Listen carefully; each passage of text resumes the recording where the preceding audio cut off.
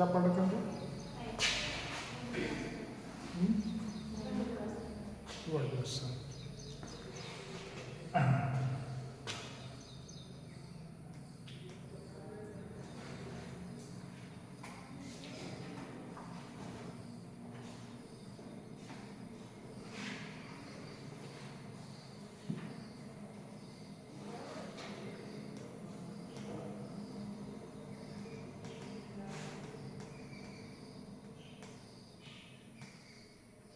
Word व्यवस्था पढ़ा जा रहा था ना।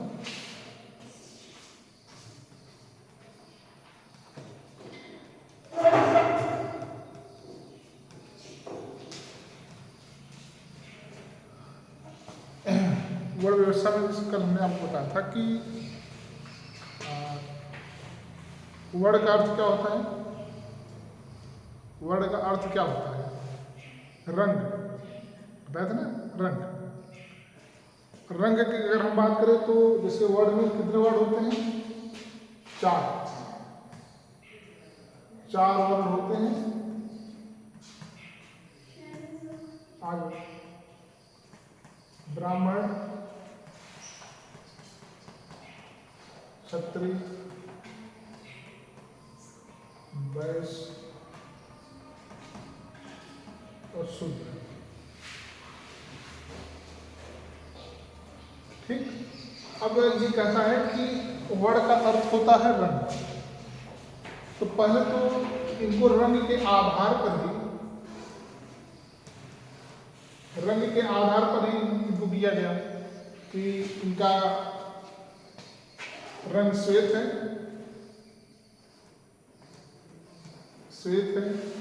इनका है श्याम, इनका है पीत, इनका है थोड़ा सा लाल। ठीक। इस रंग के आधार पर इन चारों वर्णों की बात की गई। श्याम का मतलब क्या होता है? काला होता है ना, काला, और श्वेत मतलब सफेद। लेकिन बाद में क्या हुआ कि इनको जो है कर्म के आधार पर वर्णों का विभाजन कर दिया गया। पहले रंग के आधार पर था। वर्ड का अर्थ भी होता है रंग। वर्ड का जब अर्थ पूछता है तो बताएंगे रंग। पहले रंग के आधार पर ये चार वर्णों की बात की गई। श्वेत ब्राह्मण, पीत क्षत्रिय, और थोड़ा से लाल करके था वैश्य का, और शूद्र का जो था श्याम था, मतलब काला था। बाद में हुआ क्या कि इन वर्णों को कर्मों के आधार पर इनका विभाजन कर दिया। पहले रंग के आधार पर किया गया था, रंग के आधार पर इनका नामकरण किया गया था, और कर्म के आधार पर इनका कार्य विभाजन कर दिया गया। अब क्या था कि ब्राह्मण क्या करेगा? क्योंकि हमने आपको बताया कि जो ब्राह्मण की उत्पत्ति हुई है, आदि पुरुष मतलब ब्रह्मा। आदि पुरुष का मतलब होता है हाँ ब्रह्मा, क्योंकि ब्रह्मा को ही पूरे सृष्टि का क्या माना जाता है? रचनाकार माना जाता है, संस्थापक माना जाता है, मालिक माना जाता है। तो उनको हम क्या कहते हैं? आदि पुरुष कह सकते हैं। तो कहा गया कि ब्रह्मा के मुख से ब्राह्मण का जन्म हुआ है, इसलिए ब्राह्मण क्या होगा? पद में सबसे सर्वोच्च होगा। और यह ब्राह्मण वही काम करेगा जो एक पठन पाठन का मतलब पढ़ना और पढ़ाना, लोगों को शिक्षा देना, यज्ञ करना, और मतलब मंत्रोच्चारण करना, पठन पाठन करना। इनकी जो उत्पत्ति हुई है क्षत्रिय की, ब्रह्मा के बाहु से हुई है। मतलब बाहु मतलब बाजू से हुई है, क्योंकि माना जाता है कि जो बाजू होता है, बाहु होता है, बल का प्रतीक होता है। तो माना जाता है कि जो क्षत्रिय होते हैं बड़े बलशाली होते हैं। और ये इनका जो कार्य था, आप क्या करेंगे? जो सीमा रेखा है, जैसे गांव की सीमा रेखा होती है, जिले की होती है, आप सीमा रेखा की सुरक्षा करेंगे। कोई बाहरी गांव का व्यक्ति या जिले की जो जिस चीज़ की सीमा हो, कोई बाहरी व्यक्ति आक्रमण ना करने पाए, कोई नुकसान ना करने पाए, यह देखने का काम किसका था? इनका था। मतलब ये इनका कार्य था। वैश्य का काम ये था कि चूंकि इनका जो जन्म हुआ था ब्रह्मा के जांघों से हुआ था। पैर नहीं कहा जाएगा, पैर मतलब नीचे वाला हिस्सा होता है, पैर का जन्म इनका हुआ था पैर से। तो इनका ये काम था कि ये लोगों के खेती बाड़ी कर करके लोगों का पेट पालने का काम वैश्य लोग किया करते थे। और करने के लिए इनको कहा गया ये खेती बाड़ी करना, लोगों को खाने पीने की व्यवस्था करना इनका काम था। तीन हो गया। चौथा जो था, शूद्र की जो उत्पत्ति हुई है, कहा जाता है कि वह ब्रह्मा के पैरों से हुई है। तो चूंकि पैर सबसे नीचे होता है, इसलिए इनका जो काम था सबसे निम्न कोटि का था, और इस श्रेणी में, इस हायरार्की में इनका स्थान भी सबसे नीचे था, चौथे नंबर में था। इनका काम यह था कि ऊपर के तीनों वर्णों की सेवा करना। एक संस्कार होता है, समझ लीजिए, दिखाएंगे भी आपको।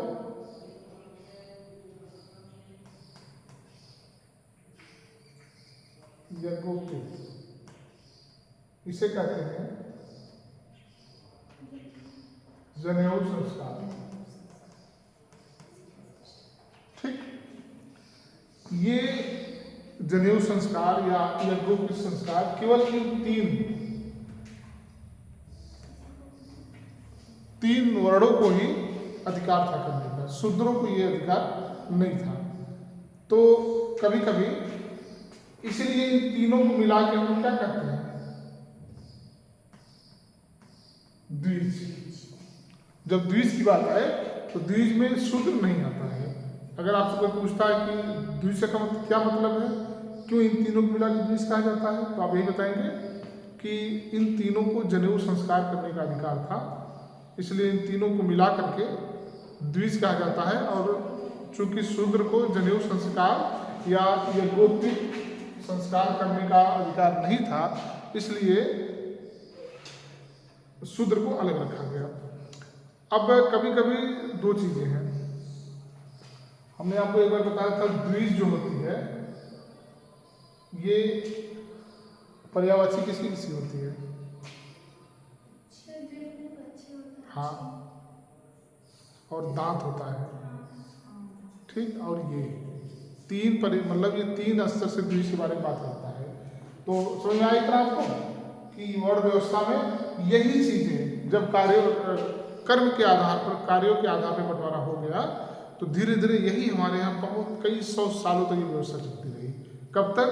जब तक शिक्षा का विकास नहीं हो गया, जब तक लोग, देखिए कभी कभी आप देखेंगे कि हर समाज में जो लोग शोषित होते हैं, जो लोग परेशान होते हैं, उनकी लोग आवाज़ उठाते हैं, लेकिन डिपेंड ही करता है कि आवाज़ कौन उठा रहा है। जैसे पता लगे कि 100 लोग हैं, 100 लोग, एक आदमी अगर आवाज़ उठा रहा है तो उसकी आवाज़ वहाँ तक जाती नहीं है। और ये भी डिपेंड करता है कि जो व्यक्ति आवाज़ उठा रहा है उसके समर्थक कितने हैं। तो ऐसा नहीं है कि इनके उत्थान के लिए प्रयास नहीं किया जा रहा था, शुरू से ही इनके उत्थान के लिए प्रयास हो रहा था, लेकिन चूंकि इनकी संख्या कम थी, इनके लोग अशिक्षित थे, इनमें कोई नेतृत्व करने वाला नहीं था, इसलिए इनकी बातें बहुत ऊपर तक नहीं जा पाती थी। लेकिन धीरे धीरे जो हमारे यहाँ शिक्षा का विकास हुआ, लोग पढ़ लिख लिए, तब जा करके इन सब चीज़ों को देखा गया कि नहीं, जब जातिवाद, यही वर्ण व्यवस्था चल के आज जाति का रूप धारण कर लिया। ठीक, और समझिए कि काका कालेलकर जो पिछड़ा वर्ग आयोग था, सबसे पहला आयोग था काका कालेलकर आयोग।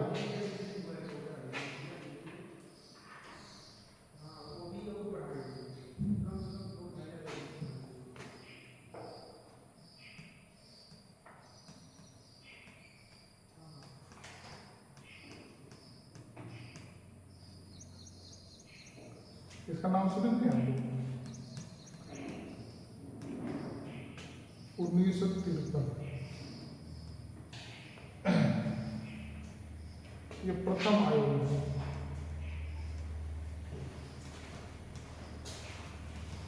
प्रथम पिछड़ा आयोग। अब समझिए कि 1953 में जब इस आयोग का गठन हुआ, तो उस समय तक ये कहता है कि लगभग 2972 या 73,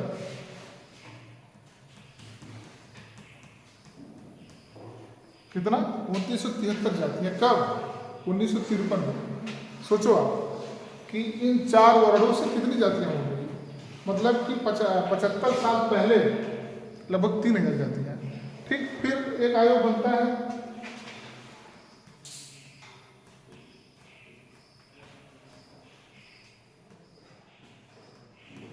बीपी मंडल ये कहता है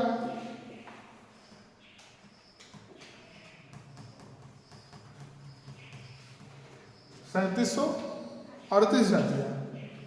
ये कब है? 79, मतलब कि 20 और 25 45 साल पहले। ठीक, अब सोचो कि 45 साल पहले जब इतनी जातियाँ थीं तो क्या इसमें 5000 जातियाँ नहीं होंगी? 4500 तो होंगी। अब हम लोग कितना नाम जानते हैं? हम लोग गिन चुन के, हो सकता है हम 10-12 जानते हो और आप लोग 4-5 जानते हो, या 10-12 आप जानते हो, 2-4 हम ज़्यादा जानते हो, लेकिन पूरी की पूरी जातियाँ नहीं किसी को पता है। तो इतनी जातियाँ हो गई हैं किससे? इस वर्ड से, 4 वर्ड से, 4 वर्ड से इतनी जातियाँ हो गई हैं। अब जब जातियाँ हो गई तो जातिवाद हो गया। जातियाँ और जातिवाद, जातिवाद और क्या होता है? जातिवाद क्या होता है? बताओ भाई, बहुत व्यवहारिक शब्द है भाई। जब आप कोई काम अपने जाति के फेवर में करते हैं, अपने जाति के पक्ष में करते हैं, दूसरी जाति के दबाते हैं, अपनी जाति को उठाते हैं, चाहे वह कुछ भी हो, तो उसी को हम लोग क्या कहते हैं? जातिवाद। मतलब अपनी जाति का फेवर करना, अपने जाति का के पक्ष में काम करना, उसे क्या कहते हैं? जातिवाद कहते हैं। क्योंकि जब जातियाँ चरम पे आ गई तो लोग जातिवाद करने लगे, जातिवाद करने लगे। तो इस तरीके से जातिवाद हमारे समाज की एक बहुत बड़ी समस्या है। और लोग कहते थे कि शिक्षा जब बढ़ेगी तो जातिवाद, संप्रदायवाद, क्षेत्रवाद, धर्मवाद, ये सब अपने आप क्या हो जाएगा? समाप्त हो जाएगा। लेकिन मुझे लग रहा है कि जैसे जैसे हमारे यहाँ शिक्षा बढ़ रही है वैसे वैसे ये समस्याएं, इन चारों की बात कर रहा हूँ, ये समस्याएं और बढ़ रही हैं। हर व्यक्ति ना बढ़ रही है ना, तो ये चूंकि एक ऐसी भावना हो गई है जिसको लोग अपनापन की नज़र से देखने लगे हैं। फिलहाल ठीक है, तो ये हम लोग जब बात कर रहे थे वर्ण व्यवस्था की, इस वर्ड में इतने लोग थे और इसी वर्ड से पहले इनका जो विभाजन हुआ था रंग के आधार पर हुआ था, और उसके बाद इनका जो विभाजन कार्यों के आधार पर या कर्म के आधार पर हो गया। इन चारों वर्डों से ही आज प्रमुख जातियाँ विभाजित हुई हैं, निकली हैं। जातियों की अगर हम लोग संख्या की बात करें 4 से 5000 जातियाँ हैं इस समय। ठीक, आंकड़ा पूरा ठीक से नहीं है। और ये जातियों का सबका अपना अपना काम हो गया है, और इन जातियों से ही जातिवाद की उत्पत्ति हुई है। लिखते हैं थोड़ा सा।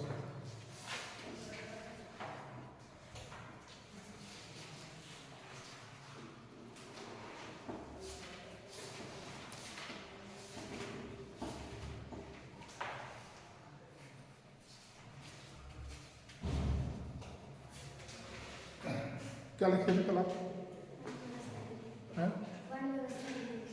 क्या हेडिंग कुछ लिखा है तो उसमें? अच्छा, लिखे ब्राह्मण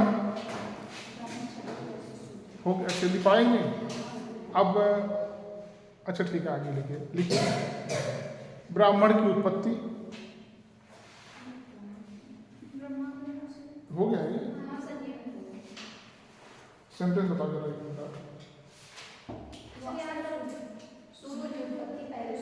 अच्छा अच्छा ठीक है। अगली हेडिंग डालिए भोजन। भोजन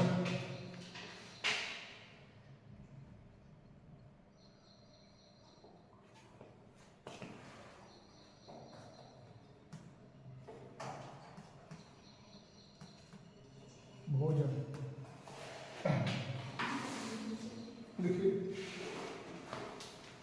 पूर्व वैदिक काल में, पूर्व वैदिक काल में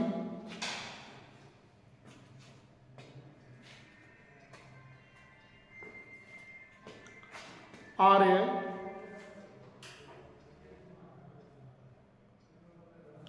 मांसाहारी एवं शाकाहारी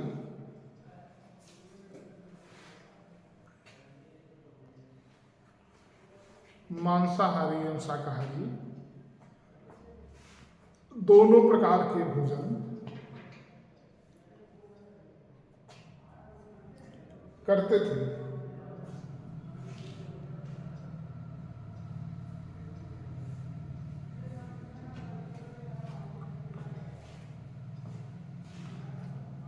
शाकाहारी में गेहूं,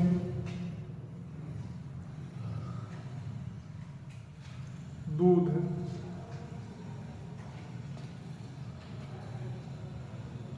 मक्खन, घी,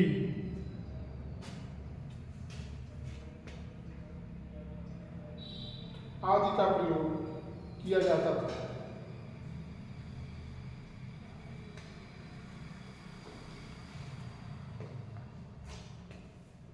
इसके अलावा सब्जियों का प्रयोग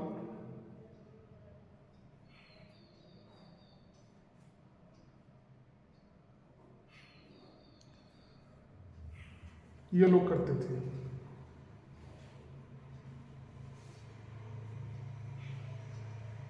मांसाहारी में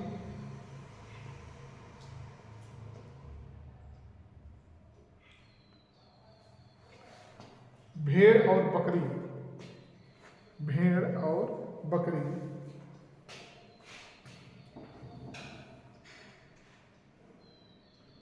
का मांस खाते थे।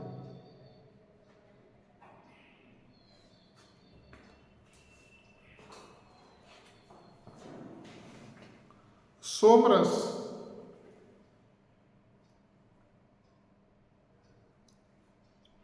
इनका प्रिय पदार्थ था। हाँ, इनका प्रिय पदार्थ था।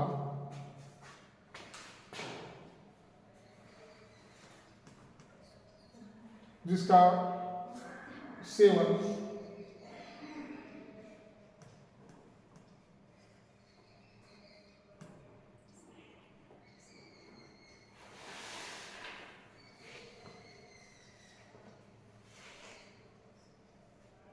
धार्मिक अवसरों पर किया जाता था। धार्मिक अवसरों पर किया जाता था।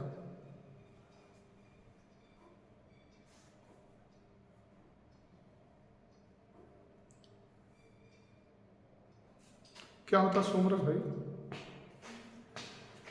ये कौन सा रस होता है? हम लोग गुड़ का रस जानते हैं, ठीक, शक्कर का रस है, मदिरा, ठीक। मदिरा कई प्रकार की होती है, जैसे बताओ भाई। एक देसी देसी होती है ना, अंग्रेजी में नाम जानती हो? हाँ नहीं, विस्की में नाम जानती हो? ब्लड प्राइड, रॉयल स्टेग, ठीक है। चलो, ये मदिरा होता है। हमारे यहाँ पूछने का जो मतलब आपको था कि मदिरा का मतलब होता है अल्कोहल, ठीक है। थोड़ा सा आपको विशेष चीज बता देते हैं। अब अगर हम लोग बात करें तो जो अल्कोहल की मात्रा होती है, हम लोग जो कोल्ड ड्रिंक पीते हैं, जो पेप्सी थम्स अप हम लोग पीते हैं, उसमें भी अल्कोहल होता है। बियर, देसी शराब, विस्की, रम, इन सब में अल्कोहल की मात्रा अलग अलग होती है। हम लोग जो दवा खाते हैं या सिरप पीते हैं, उसमें भी अल्कोहल की मात्रा होती है, लेकिन नाम मात्र की होती है, थोड़ी होती है। इसलिए वो इसलिए होता है कि चूँकि आपका शरीर जो है बीमार है, तो थोड़ा से जब आदमी अल्कोहल लेता है तो शरीर क्या हो जाती है, आराम में आ जाती है, सुस्त हो जाती है, तो आप सोने का प्रयास करते हैं। तो बहुत सारी बीमारियों का एक अच्छा दवा है कि आप चुपचाप सो जाइए ना। जैसे आप थके हो, बहुत हरासमेंट लग रहा हो, तो हम लोग क्या करते हैं, सो लेते हैं, तो ठीक हो जाता है। तो उसमें अल्कोहल की मात्रा भी इसलिए मिलाई जाती है ताकि वो क्या करते हैं, जो शरीर की जो चीज़ें हैं वो सिस्टम में आ जाए। और तो अगर हम लोग बात करें कि जैसे जो विस्की होती है, जो भी क्या कहते हैं, जो कोल्ड ड्रिंक होती है,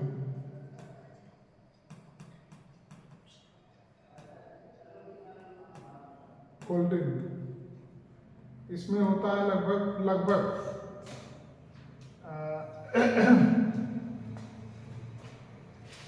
90 लगभग 3% मान चलिए आप, ठीक। और जो वियर होता है 7%, और जो जिसको हम लोग विस्की कहते हैं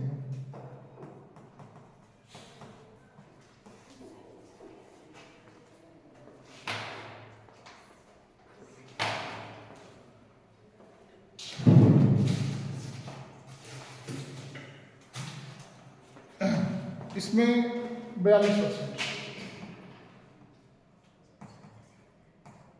और जो रम होता है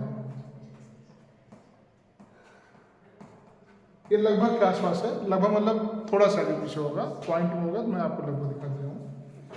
और अब देखिए, अब हम लोग इसको तो सब लोग पीते हैं, तो अगर हम ये कहें कि आप लोग अल्कोहल लेती हो तो आप ना नहीं कर सकती हो ना। बस ये है कि कोई स्प्राइट पीता होगा, कोई थम्स अप पीता होगा, लेकिन चीज़ें वही होती हैं। अब जो जिसको हम लोग मदिरा कहते हैं, शराब कहते हैं, जो शुद्ध जैसे देसी शराब जिसको कहते हैं, उसमें जो अल्कोहल की मात्रा होती है जिसको हम देसी शराब कहते हैं,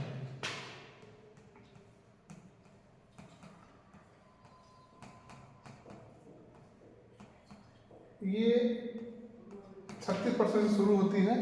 अब डिपेंड करता क्या है, ये तो मानक है, ये विदेशों में बन के आती है या भारत में बनती है तो ये मानक है, क्योंकि ये जो बनती है तो ये पूरे देश में बिकती है और पूरे प्रदेश में बिकती है। लेकिन जो देसी शराब बनती है वो एरिया के हिसाब से बनती है। जैसे मान लीजिए कि यहाँ पे देसी शराब बन रही हो और यहाँ पे सभी मजदूर तबके के लोग रहते हो। मजदूर मतलब बिल्कुल वो वाले मजदूर जिनको 2-4 शीशी पी जाए तो असर ना करे ना, तो जब असर ना करे तो फिर काहे पिएंगे। तो इसलिए लोग करते क्या हैं, ऐसे जगह पे बनाने के लिए ये अल्कोहल की मात्रा बढ़ा देते हैं। 36% से कभी 60, 65, 70, 75% कर देते हैं, जब तक कि आपको नशा ना होने लगे। ठीक, एरिया के हिसाब से होता है। कहीं पर मान लीजिए कि ठीक ठाक लोग हैं लेकिन गरीब हैं, तो वहाँ पे क्या करेंगे, देसी शराब बिकती है लेकिन 36%, 37%, जो अभी सरकारी पे देसी शराब बिकती है उसका मानक यही है 36 से 37, 38%। लेकिन जो चोरी चोरी भट्टी बनाते हैं ना, कभी कभी आप पढ़े होंगे पेपर में कि छापा पड़ गया, देसी शराब बन रही थी, तो वो बनाते हैं तो उसमें अल्कोहल की मात्रा को बढ़ा देते हैं। तो यही शराब बाद में क्या हो जाती है, जहरीली शराब हो जाती है। जब इसमें अल्कोहल की मात्रा धीरे धीरे बढ़ा देते हैं तो उसमें भाई अल्कोहल की मात्रा जब ज़्यादा होगी तो जहर का काम करेगा, तो उसके पीने के बाद लोग क्या करते हैं, मर जाते हैं। चलिए ये तो बात यहाँ पे आ गई। तो कुल मिलाकर के ये चीज़ें आप जानते रहिए, और कभी अगर आपको पीने का मौका मिले तो यहाँ तक नहीं रखिएगा आप लोग, ठीक।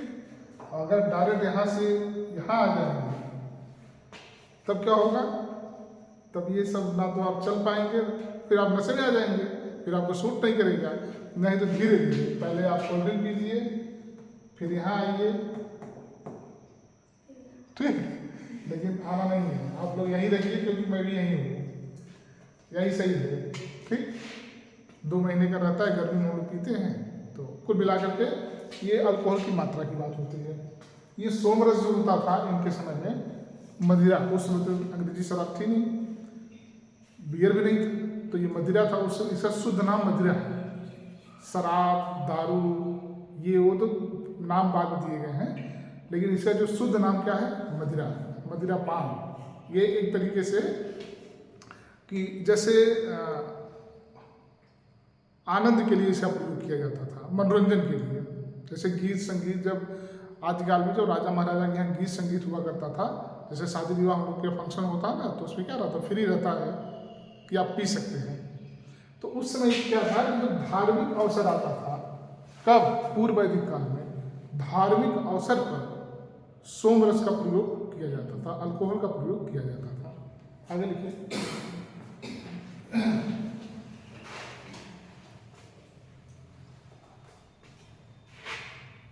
वस्त्र आभूषण करिए।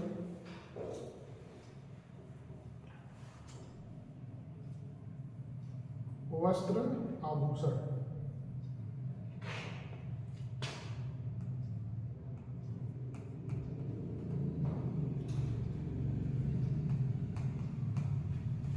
वस्त्रभूषण।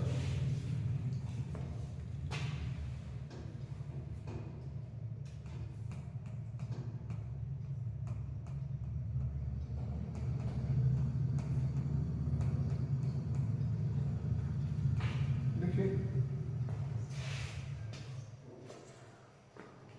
इस युग में स्त्री एवं पुरुष, इस युग में स्त्री एवं पुरुष की अलग अलग वेशभूषा थी, की अलग अलग वेशभूषा थी।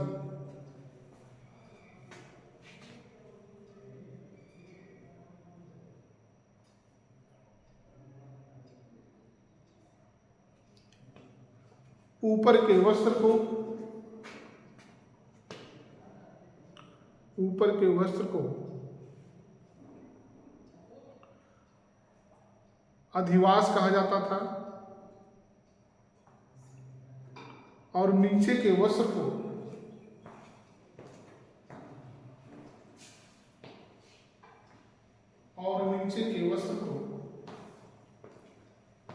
वास कहा जाता था, वास कहा जाता था।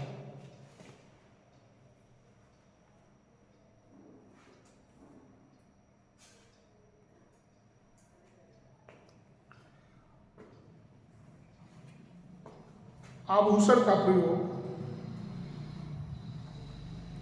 आभूषण का प्रयोग सिर्फ स्त्रियां ही करती थी, सिर्फ स्त्रियां ही करती थी।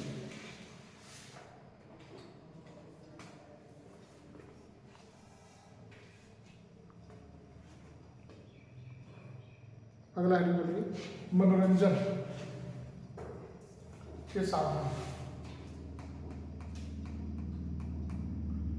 मनोरंजन के साधन।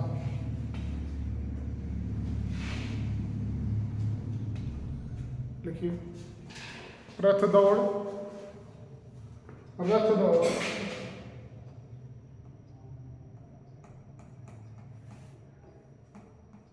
नृत्य, संगीत,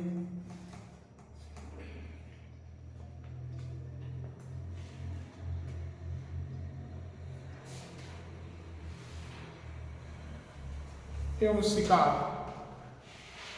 एवं शिकार, इनके मनोरंजन के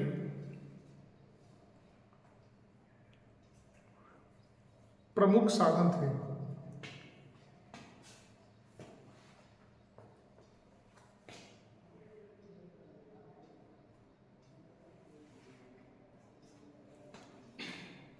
उत्सव में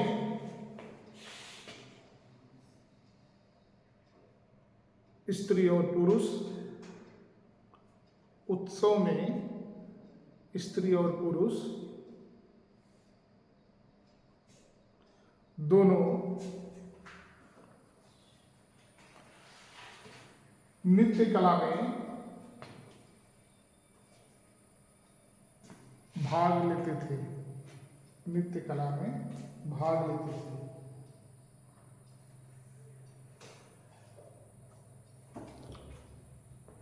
वीणा,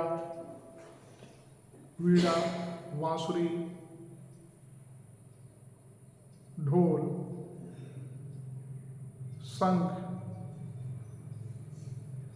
मजीरा,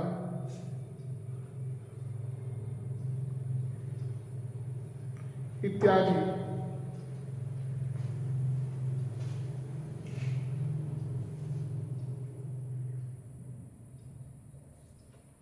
गीत संगीत के, इत्यादि गीत संगीत के साधन थे, सॉरी गीत संगीत के यंत्र थे।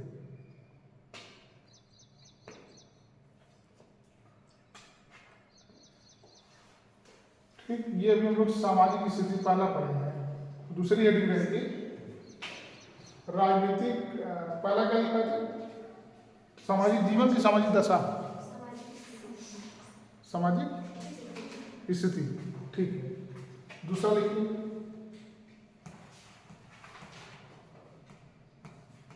राजनीतिक स्थिति।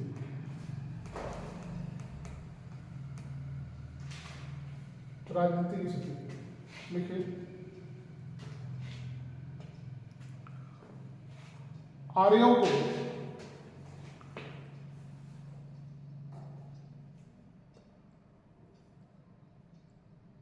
लगातार शत्रुओं से संघर्ष करना पड़ता था, शत्रुओं से संघर्ष करना पड़ता था।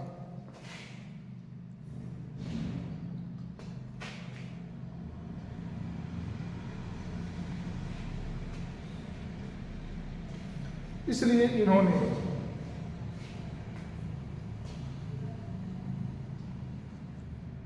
एक कठोर शासन प्रशासन का निर्माण किया।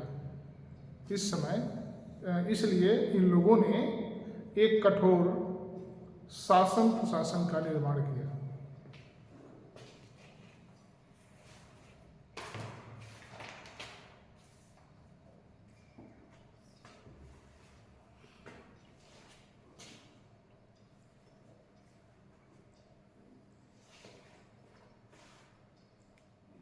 जो कि निम्नलिखित है, जो कि निम्नलिखित है।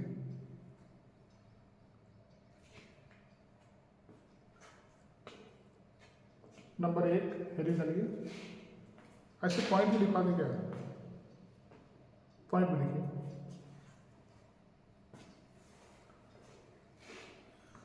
राज्य को विभिन्न छोटी छोटी इकाइयों में, विभिन्न छोटी छोटी इकाइयों में विभाजित किया गया।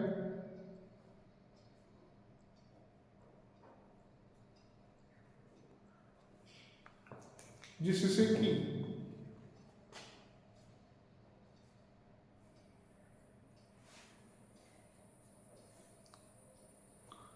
राज्य का प्रशासन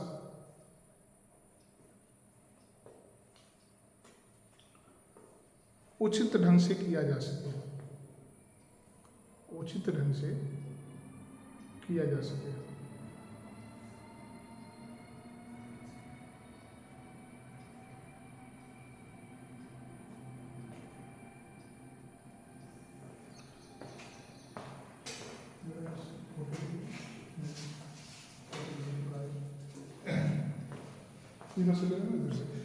देखिए, जैसे हमने बताया कि जब पूरे राज्य को, इधर से पूरे राज्य को जब हम एक इकाई मानते हैं तब उसमें प्रशासन करना बड़ा कठिन काम हो जाता है। लेकिन जब हम उस राज्य को छोटे छोटे भागों में बांट देते हैं, हाँ ठीक, हाँ सामने से पूरा, तो जब हम उसको छोटे छोटे भागों में बांट देते हैं तो ऐसे करते हैं, तब उसमें हम लोग करते क्या है कि चीज़ों को जोन में बांट लेते हैं।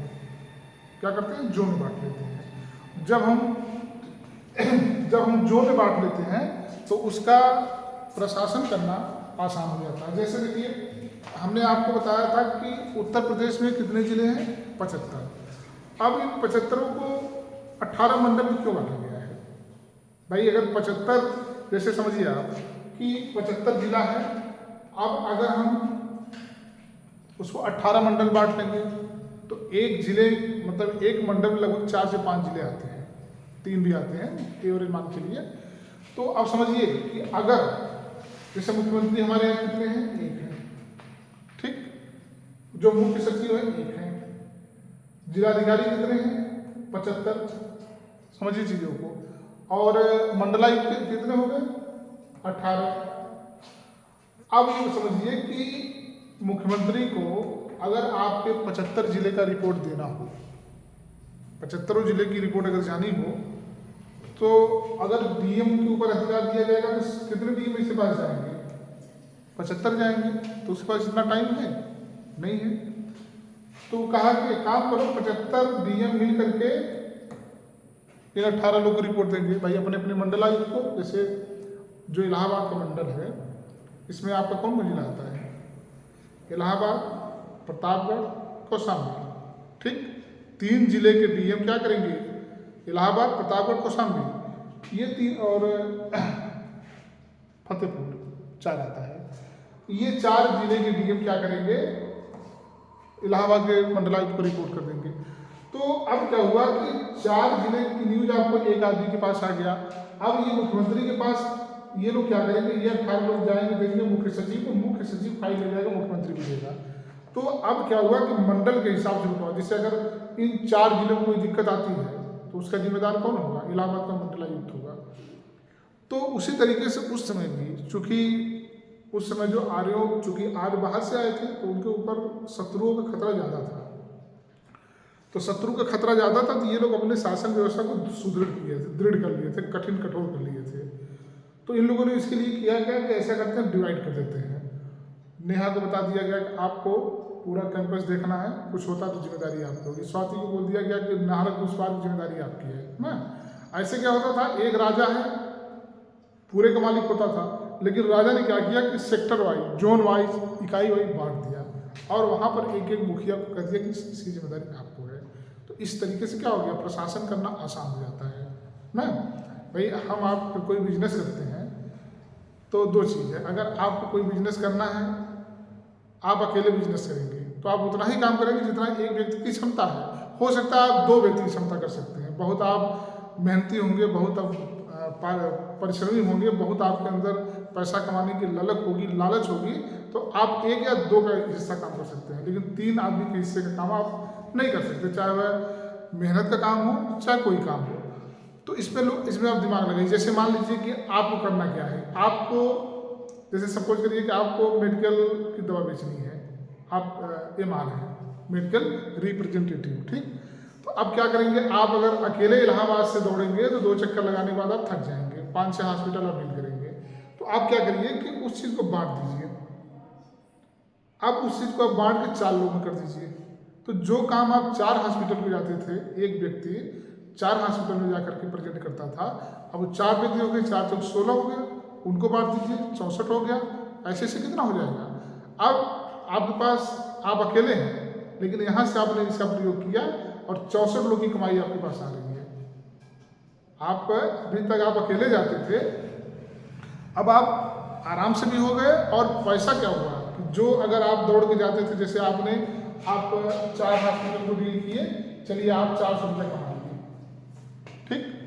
अब अगर थोड़ा थोड़ा आप क्या करेंगे, चलिए एक हॉस्पिटल में आपको कितना मिला, 100 रुपया।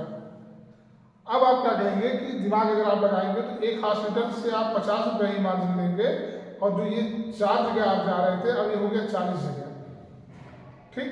40 जगह जाएंगे तो जो आप 400 रुपया कमा रहे थे, अब 50 रुपये अगर आप कमाएंगे तो 2000 रुपये ही आपका हो गया। कितना आपका हो गया, 24 रुपया कमा लीजिए।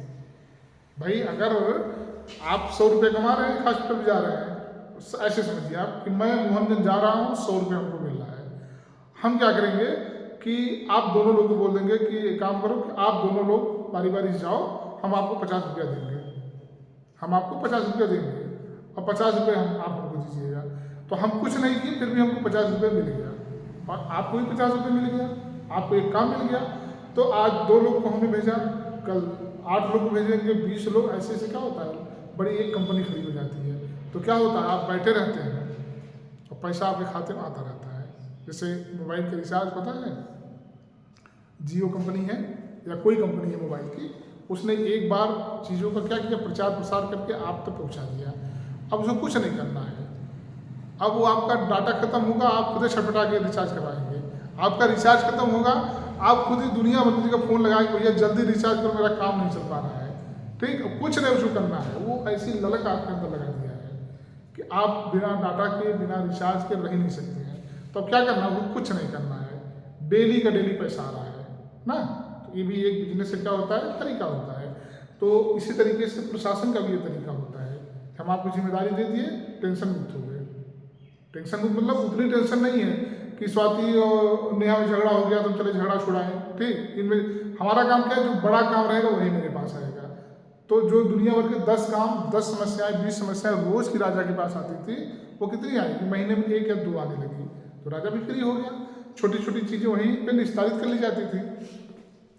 तो इस तरीके से इन लोगों ने क्या किया कि जिले को कई इकाइयों में बांट दिया और सबको प्रशासन का एक वो बना दिया। अभी देखिए, जो कंपनी पहले हम लोग जानते थे कि महीने में कितना दिन होता है, 30 दिन होता है, महीने में 30 दिन, लेकिन मोबाइल कंपनी वालों के हिसाब से महीने में 28 दिन होता है। उनके हिसाब से साल में 13 महीना होता है। अरे अगर 2-2 दिन का हम लोग जोड़े तो 12 दूनी 24, और कुछ महीने में जो है 31 का महीना होता है, तो 13 साल में 13 महीना उनके हिसाब से। देखो, समझो आप कि कमाने का तरीका देखिए कि हमें आपको लगता है कि 2 ही दिन की भी तो बात है, 28 दिन, लेकिन 2-2 दिन करके वो साल भर में 1 महीना का एक्स्ट्रा पैसा ले रहा है। एक चीज़ मतलब 12 महीने का रिचार्ज हम लोग 13 महीने का पैसा दे रहे हैं। और दूसरा क्या है कि जियो में ये नियम है कि अगर आज आप 12 बजे रिचार्ज किए हैं, मतलब जितने बजे आप किए हैं, जब खत्म होगा तो उतने बजे ही खत्म होगा। उसे दिन से मतलब नहीं है, घंटे से मतलब है। मतलब समझ रहे हैं हम क्या कह रहे हैं ना। बाकी में पहले क्या होता था कि उस दिन में खत्म हो जाएगा, मतलब रात को जैसे 11:59 होगा तब तक आपका चलता रहेगा। जैसे रात को 12 बजेगा आपका रिचार्ज खत्म हो जाता था। लेकिन अगर जियो में आप शाम को 4 बजे रिचार्ज किए हैं, तो जब ये 28 दिन के बाद खत्म होगा तो शाम को 4 बजे ही खत्म हो जाएगा। मतलब कि घंटे का पैसा चाहिए उसको। सोचो, तो ये होता क्या है कि जो बौद्धिक व्यक्ति होता है, बुद्धिजीवी व्यक्ति, देखो हम थोड़ा सा मतलब मुझे लगता है हो सकता है टॉपिक थोड़ा हट गए हों, लेकिन ये चीज़ भी आप लोग सीख लो। हो सकता है पैसा कभी कमाने की आदत आपके अंदर आ जाए। पैसा किसी को काटता नहीं है। महिला कितनी भी अनपढ़ हो, कुछ न जानती हो, बोलना न जानती हो, किसी से बतियाना न जानती हो, बोलना बतियाना मतलब खड़ी में, लेकिन पैसा अगर आप उसको दोगी, चाहे जितना दे दो, एक एक नोट अलग अलग करके गिन के आपको सही नोट गिनेगी, मतलब उसमें कोई कन्फ्यूजन नहीं होगा। थोड़ा कन्फ्यूज अगर आप घुमाएंगे फिराएंगे, लेकिन फिर भी गिनेगी दोबारा तो पैसा सही गिनती है। तो पैसे की चाह सबको है। तो कभी अगर मान लो तुम लोग मोबाइल की कंपनी अगर खोलना चाहना, तो घंटे वाला रिचार्ज करना, कि जितने बजे आप लोग रिचार्ज करेंगे उतने बजे क्या हो जाएगा, खत्म हो जाएगा। तो इसमें आ गया ना कि मतलब प्रशासन की दृष्टि से राज्य की इकाइयों को छोटे छोटे इकाइयों में, छोटे छोटे भागों में बांट दिया गया था। दूसरा लिखिए, राजा का पद, पॉइंट में लिखते चलिए, हेडिंग की जरूरत नहीं है। राजा का पद वंशानुगत होता था।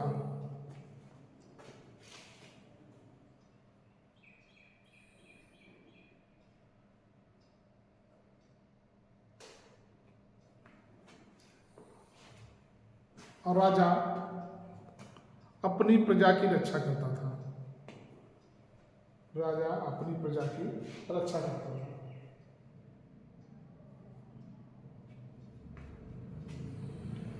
राजा की सहायता के लिए, उसी में लिख रहे हैं ना, पॉइंट नहीं डाल रहे ना। हाँ, राजा की सहायता के लिए कई पदाधिकारी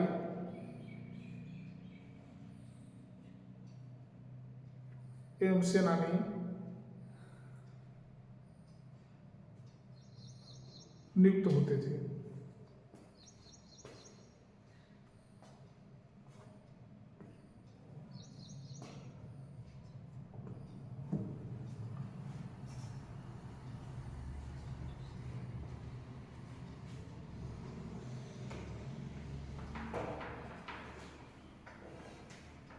अगला पॉइंट,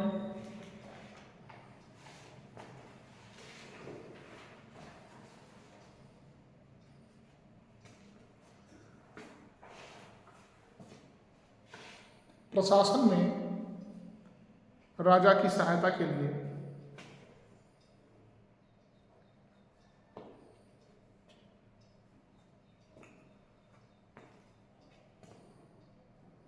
कई पदाधिकारी, पुरोहित,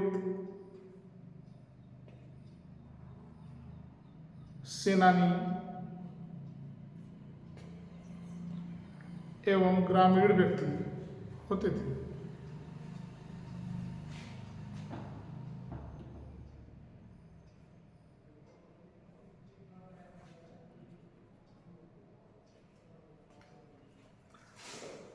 पुरोहित का स्थान, हाँ उसी में पुरोहित का स्थान राजा के बाद सर्वोच्च माना जाता था।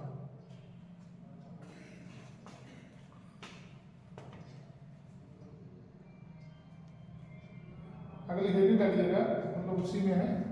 जो नंबरिंग आप कर रहे हैं कितना हुआ, 3 नंबर को 4 3 ना, चौथे नंबर में हेडिंग रहेगा सभा और समिति। ये पूछता है इसलिए लिखा देना कायदे से, सभा और समिति।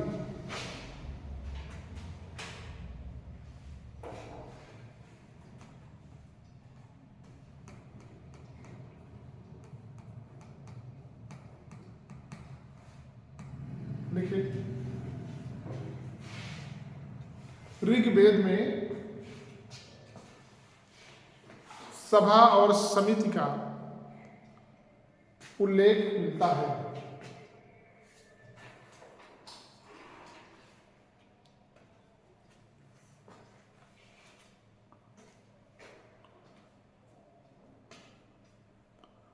सभा और समिति मिलकर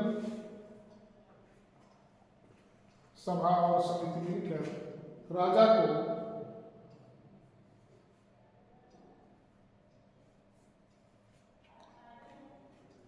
निरंकुश होने से रोकते थे।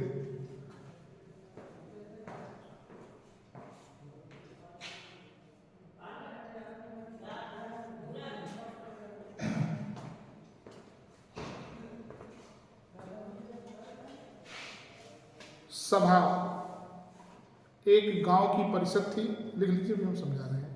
सभा एक गांव की परिषद थी,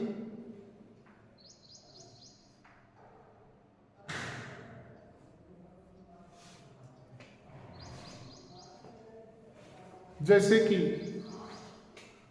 आजकल का ग्राम पंचायत है, जैसे कि आजकल का ग्राम पंचायत है।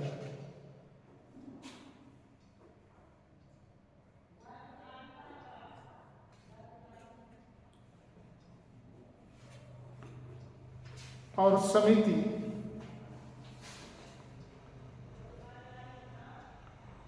कुछ लोगों का समूह हुआ करता था।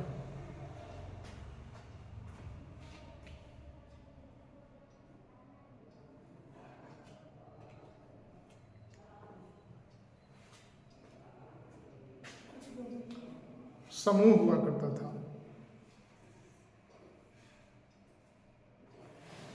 और प्रशासन की बागडोर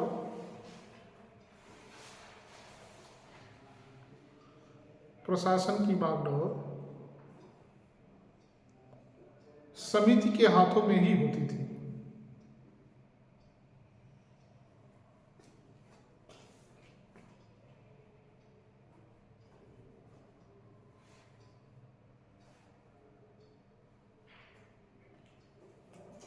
और ये समिति ही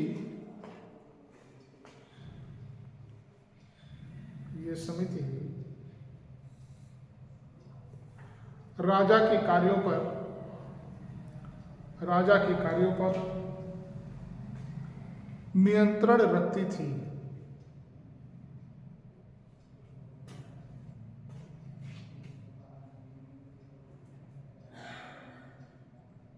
जैसे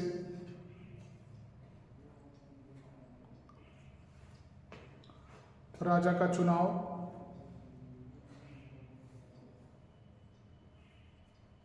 राजा को गद्दी पर बैठाना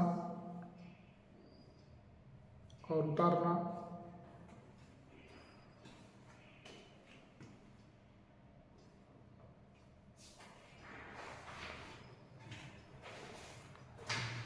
इस प्रकार हम कह सकते हैं कि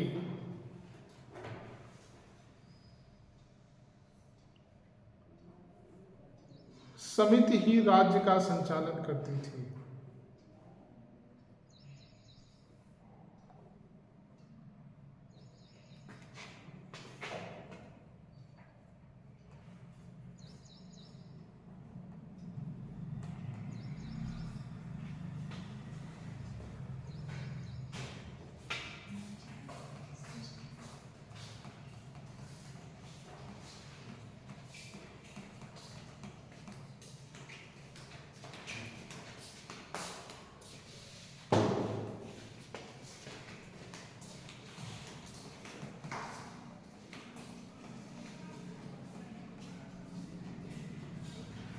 क्योंकि ये पूछता बहुत है।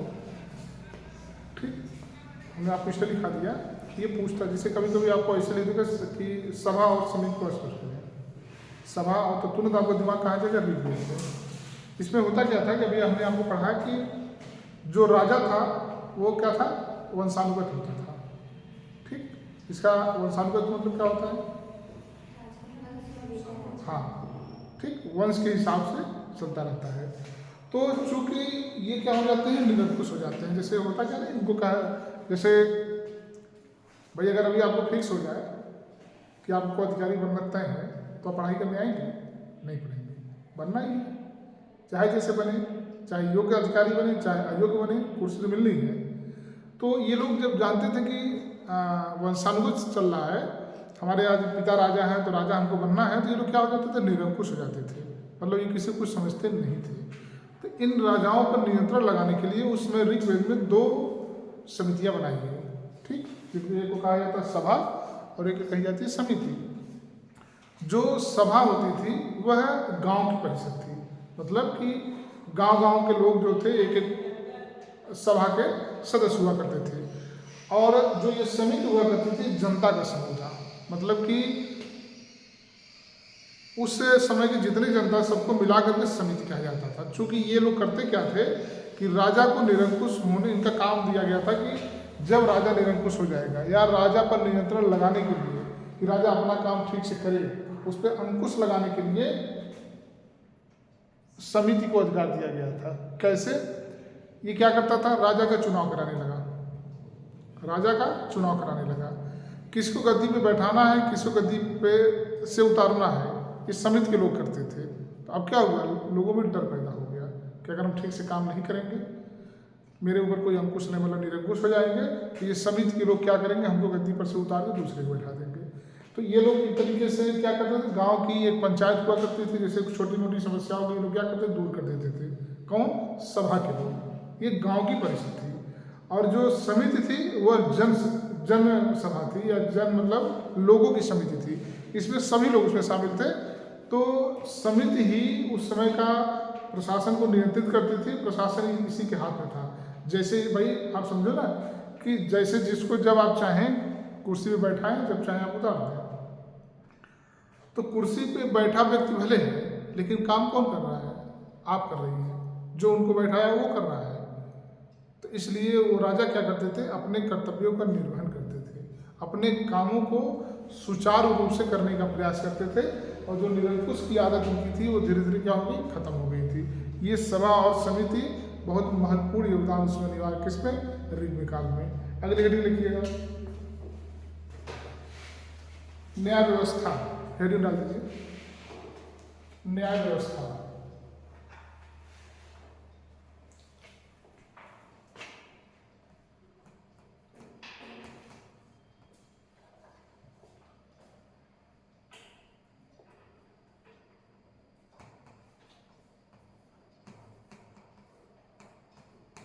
न्याय व्यवस्था लिखिए।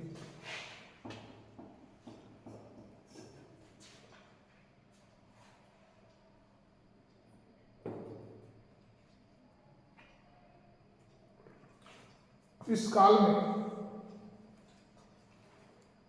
न्याय का सर्वोच्च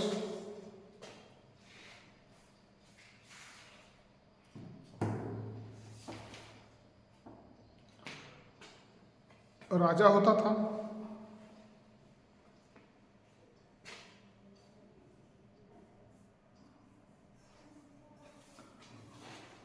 साधारण मुकदमे का निस्तारण,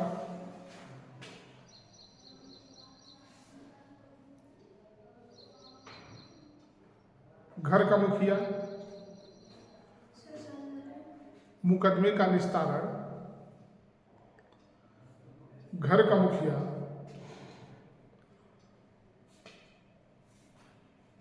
या गांव का मुखिया ही दूर कर लेता था।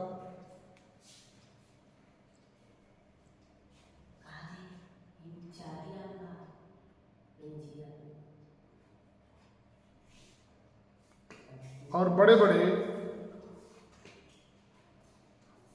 नहीं, बड़ी बड़ी समस्याएं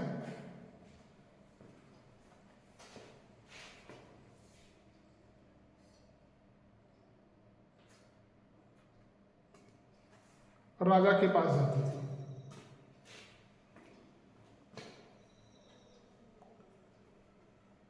गंभीर समस्याओं पर, गंभीर अपराधों पर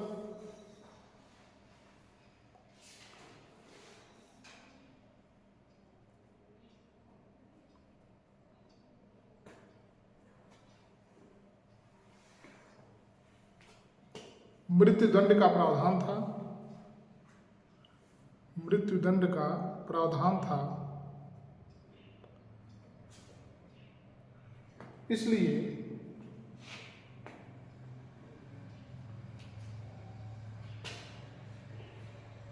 अपराध कम होते थे।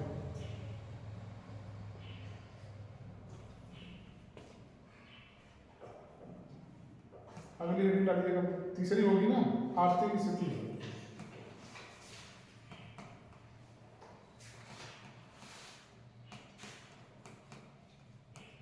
आर्थिक स्थिति।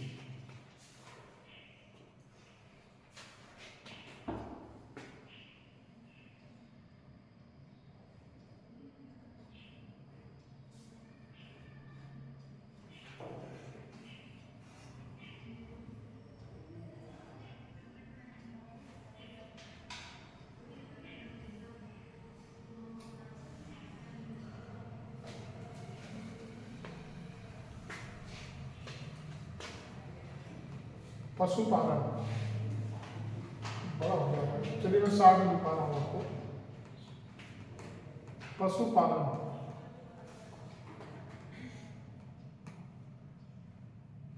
लिखिए।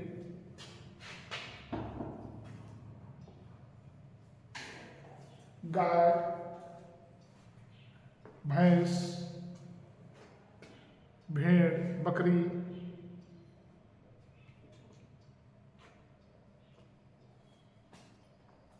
ऊंट,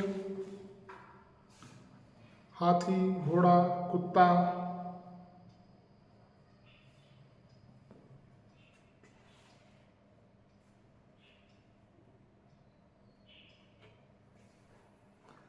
आदि को पालते थे।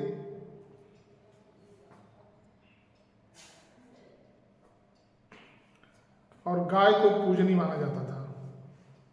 गाय को पूजनीय माना जाता था।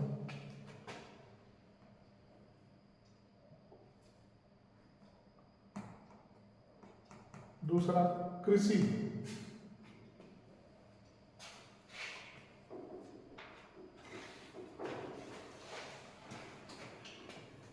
थोड़ा सा कम में लिखा रहा हूं, ठीक है, बहुत बड़ा बड़ा है। गेहूं, जौ, चावल, चना, उड़द, गन्ना, मूंग, तिल, फल, सब्जी आदि की कृषि की जाती थी। आदि की कृषि की जाती थी।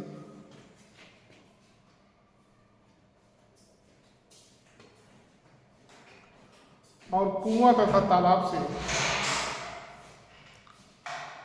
कुआं तथा तालाब से इनकी सिंचाई होती थी।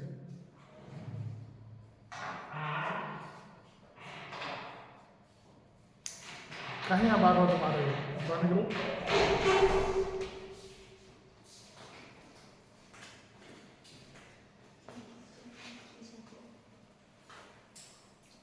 आखेट,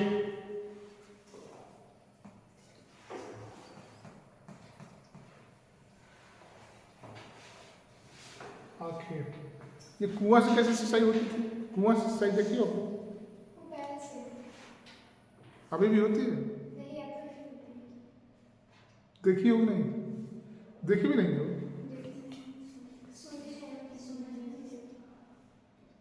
देखना चाहिए, आना चाहिए था।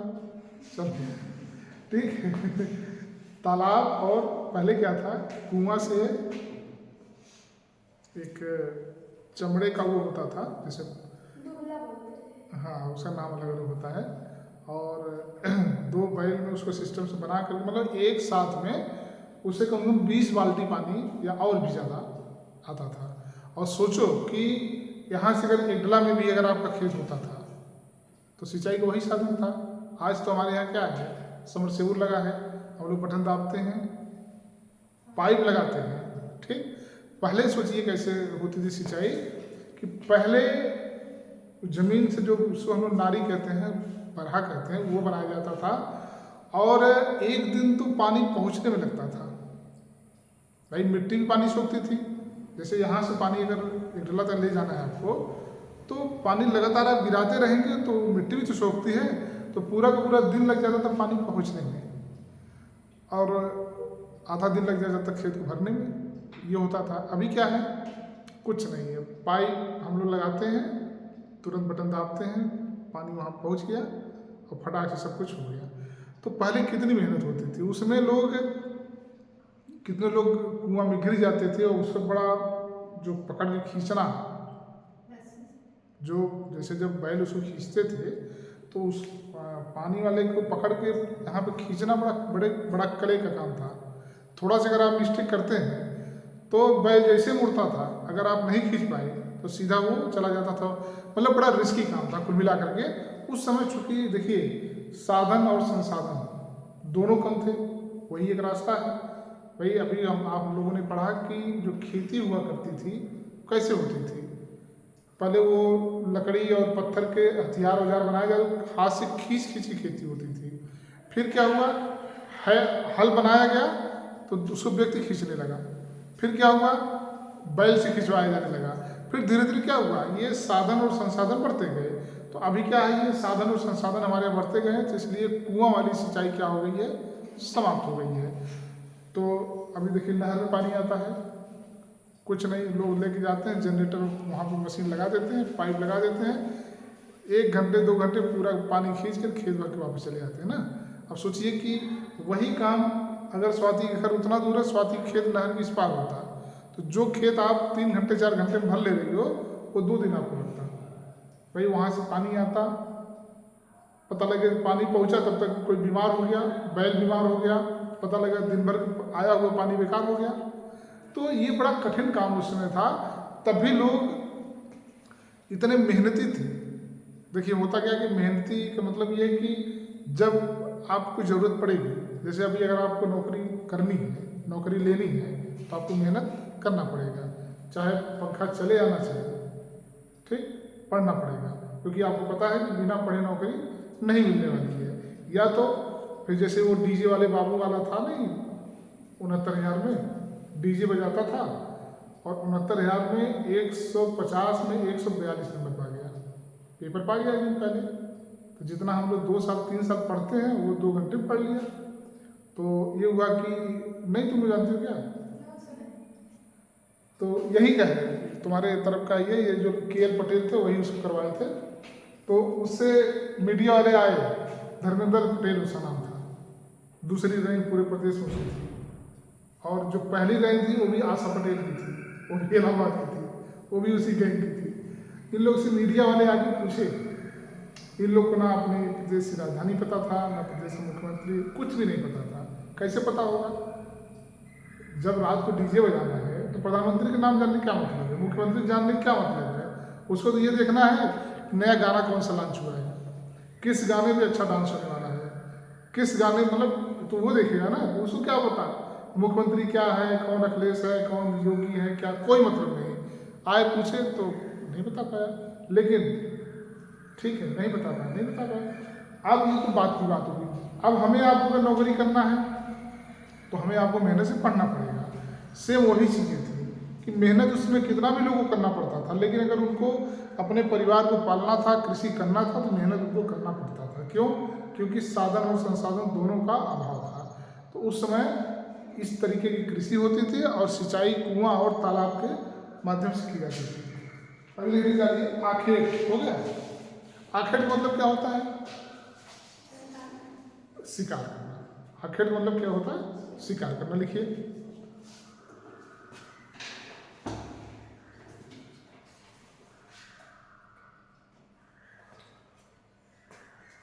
जंगली जानवर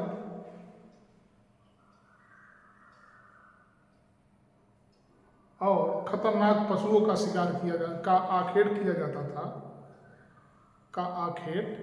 जाता था,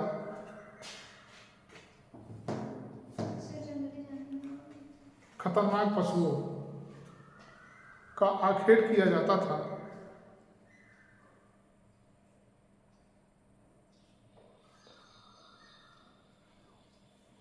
उस समय आखेट तीर और धनुष से किया जाता था, तीर और धनुष से किया जाता था।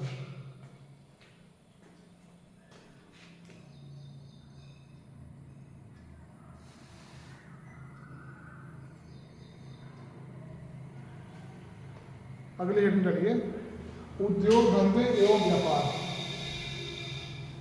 उद्योग धंधे एवं व्यापार।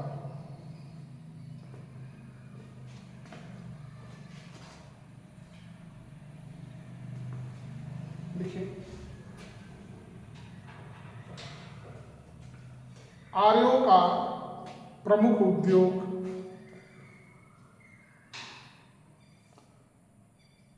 कपड़ा बुनना था, कपड़ा बुनना था।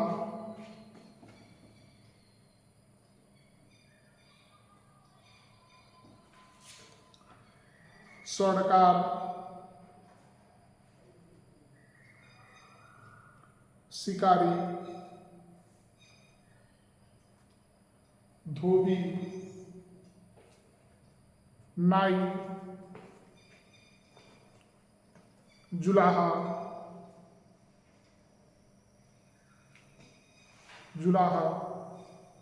बढ़ई, कसाई,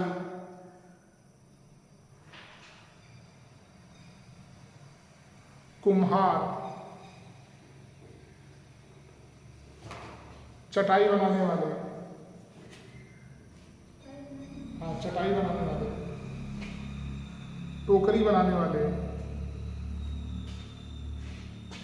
नट इत्यादि अपने अपने उद्योगों में लगे हुए थे।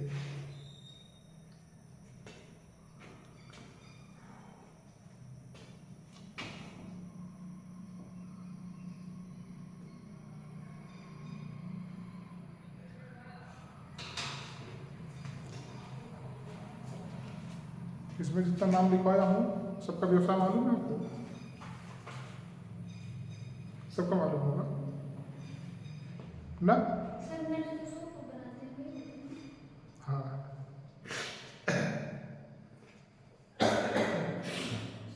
वही जो सूप और जो क्या कहते हैं उसको, दौरा वौरा जिसको बनाते हैं ना, वही होते हैं।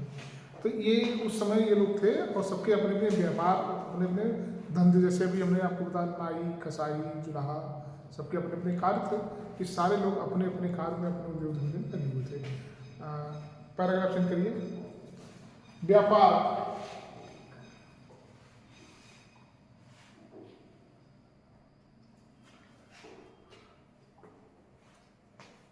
वैदेशिक भी होता था, वैदेशिक भी होता था।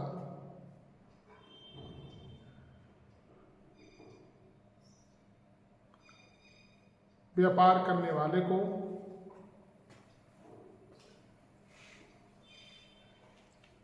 पड़ी कहा जाता था।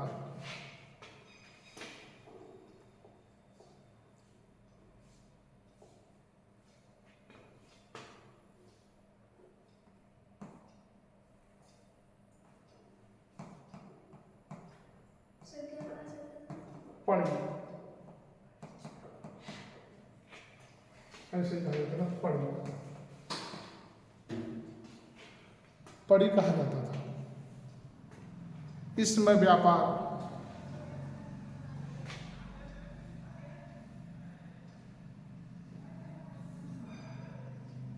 ज्यादातर समुद्री मार्गों से ही होता था,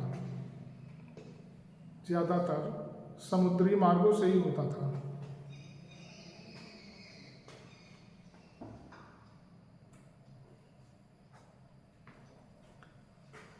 व्यापार का माध्यम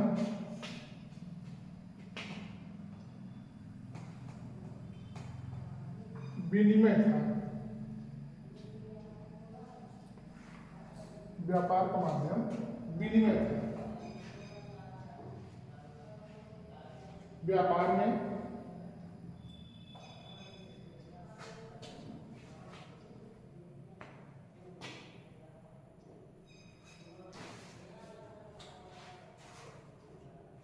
निष्क्रिय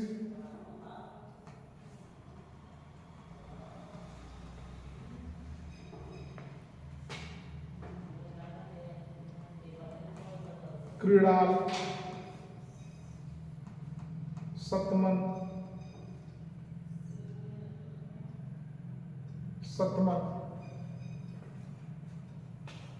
आदि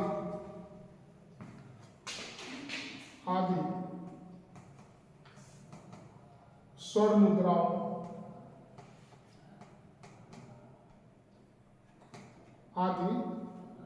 मुद्राओं का प्रयोग होता था। स्वर्ण मुद्राओं का प्रयोग होता था।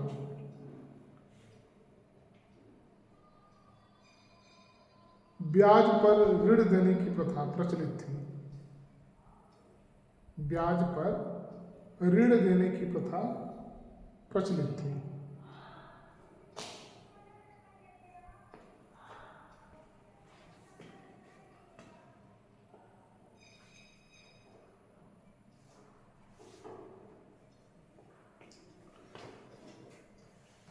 शासन व्यवस्था एंटी छोड़िए। शासन व्यवस्था, ये विनिमय क्या होता है? अभी हम लोगों ने पढ़ा ना, ये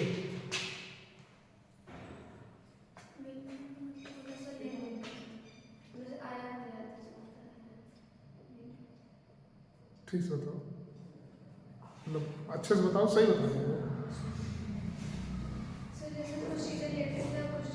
हाँ, यही विनिमय, ठीक है।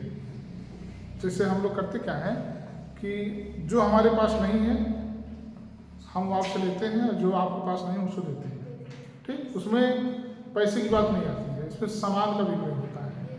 जैसे कहीं कहीं आप देखेंगे तो चावल की खेती होती है, गेहूं की खेती नहीं होती है। तो जब विनिमय हम करेंगे वहाँ से, तो क्या करेंगे, उनसे चावल लेंगे, अपना गेहूँ देंगे, या उनसे गेहूँ लेंगे, अपना चावल देंगे ना, ये होता है ना। इसी को हम क्या करते हैं, एक्सचेंज। विनिमय को इंग्लिश में कहा जाता है एक्सचेंज, ठीक। तो ये उस समय विनिमय प्रथा थी। और निष्क, क्रीड़ाल और शतमन ये ऋग्वेद की स्वर्ण मुद्राएं थी, ठीक। इतना आपको याद रखना है।